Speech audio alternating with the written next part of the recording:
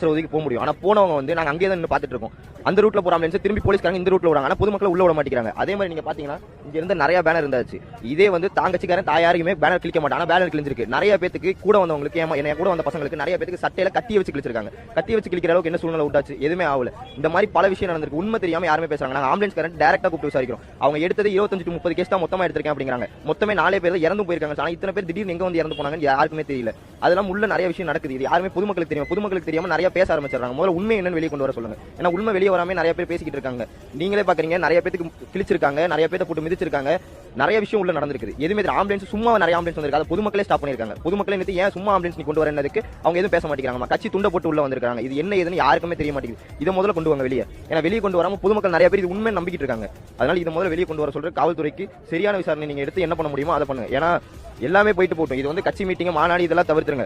ஒரு பொதுமக்கள் ஒரு ரசிகனை பார்க்க, ஒரு தலைவனை பார்க்க, ஒரு ரசிகனை பார்க்க வராங்க அப்படிங்கிறது தப்பு கிடையாது. ஆனா காவல்துறை எந்த வித சப்போர்ட்டுமே நமக்கு கொடுக்கல. மக்கள் மண்டிட்டு தான் உரிமை பெறணும். எத்தனை நாளைக்கு மண்டிட்டு இருக்க முடியும்? அதை யாருமே புரிஞ்சுக்க மாட்டேங்கிறாங்க. கட்சி பேசுறாங்க. கட்சியை விடுங்க. நீங்க அடிப்படை உரிமை எல்லாமே கிடைச்சிருச்சா? வந்து நிக்கிறதுக்கு ஒண்ணுமே கிடைக்கலையே. இந்த இடத்துல இத்தனை பேர் இருந்தாங்க. போலீஸ் யாருமே ஒருத்தர் கூட உள்ள இல்லை. எல்லாருமே அங்க முன்னாடியே ஸ்டாப் ஆயிட்டாங்க. ஏன் ஸ்டாப் பண்ணாங்க? உள்ள வந்திருக்கலாம்ல எல்லாருமே. கடைசியா உள்ள வராங்க.